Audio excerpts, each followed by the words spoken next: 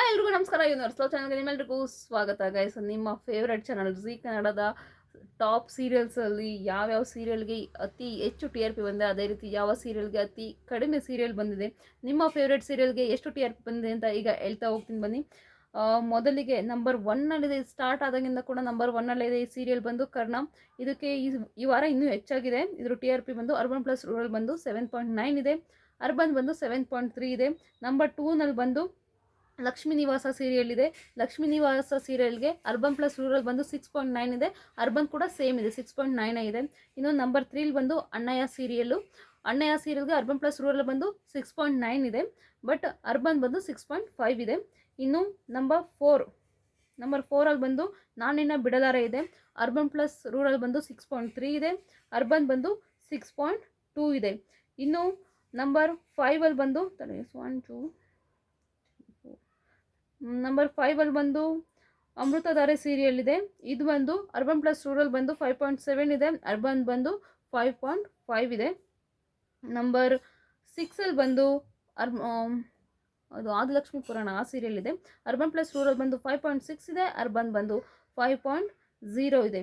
ಇನ್ನು number 7ಅಲ್ಲಿ urban plus rural ಬಂದು Brahmagantu serial ಇರೋದು. ಅರ್ಬನ್ ಪ್ಲಸ್ ರೂರಲ್ ಬಂದು 5.1 ಇದೆ, ಅರ್ಬನ್ ಬಂದು 5.3 ಇದೆ. ನಂಬರ್ 8ಅಲ್ಲಿ ಬಂದು ಯಾವುದಿದೆಯಪ್ಪ ಇದು ಪುಟ್ಟಕ್ಕನ ಮಕ್ಕಳು ಇದೆ. ಪುಟ್ಟಕ್ಕನ ಮಕ್ಕಳು ಬಂದು ಅರ್ಬನ್ ಪ್ಲಸ್ ರೂರಲ್ ಬಂದು 3.4 ಇದೆ, ಅರ್ಬನ್ ಬಂದು 3.8 ಇದೆ. ಅರ್ಬನ್ನೇ ಜಾಸ್ತಿ ಇದೆ ಇದ್ರದ್ದು. ಇನ್ನು ನಂಬರ್ 9 ಬಂದು ಯಾವ ಸೀರಿಯಲ್ ಇದೆ, ಸೌಭಾಗ್ಯವತಿ. ಅದು ತೆಲುಗು ಸೀರಿಯಲ್ ಅನ್ಸುತ್ತೆ, ಇದು ಕನ್ನಡಕ್ಕೆ ರೀಮೇಕ್ ಮಾಡಿರೋದು, ಡಬ್ಬಿಂಗ್ ಮಾಡಿರೋದು. ಅರ್ಬನ್ ಪ್ಲಸ್ ರೂರಲ್ ಬಂದು 2.9 ಇದೆ, ಅರ್ಬನ್ ಬಂದು 3.0 ಇದೆ. ಇದು ಅರ್ಬನ್ನೇ ಜಾಸ್ತಿ ಇದೆ.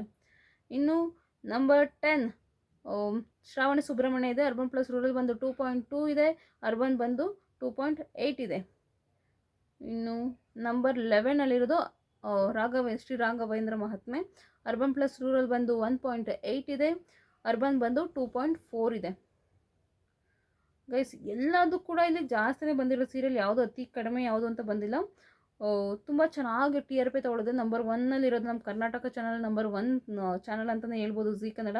ಒಂಥರ ಚೆನ್ನಾಗಿ ಮೇಂಟೈನ್ ಮಾಡ್ಕೊಂಡು ಹೋಗ್ತಿದ್ದಾರೆ ಎಲ್ಲ ಸೀರಿಯಲ್ಗಳನ್ನೂ ಕೂಡ. ಯಾವುದನ್ನು ಕೂಡ ಅರ್ಧಕ್ಕೆ ಸ್ಟಾಪ್ ಮಾಡಲ್ಲ. 1-2 ವರ್ಷ 3 ವರ್ಷ ಏನೇ ಕಷ್ಟ ಬಂದರೂ 2 ವರ್ಷ 3 ವರ್ಷ ಓಡಿಸ್ತಾರೆ ಅವ್ರ ಸೀರಿಯಲ್ಗಳನ್ನ. ತುಂಬ ಅದ್ಭುತವಾಗಿ ತೊಗೊಂಡೋಗ್ತಾರೆ ಎಲ್ಲ ಕಥೆಗಳನ್ನೂ ಕೂಡ.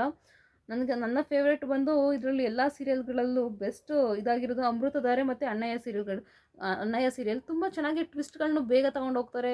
ಅಲ್ಲಿ ಜಾಸ್ತಿ ತುಂಬ ಎಳೆಯೋಕ್ಕೆ ಹೋಗಲ್ಲ, ತುಂಬ ಚೆನ್ನಾಗಿ ತೊಗೊಂಡು ಹೋಗ್ತಿದ್ದಾರೆ. ಅದಕ್ಕೋಸ್ಕರ ಇವೆರಡು ಸೀರಿಯಲ್ ನಂಗೆ ತುಂಬ ಇಷ್ಟ.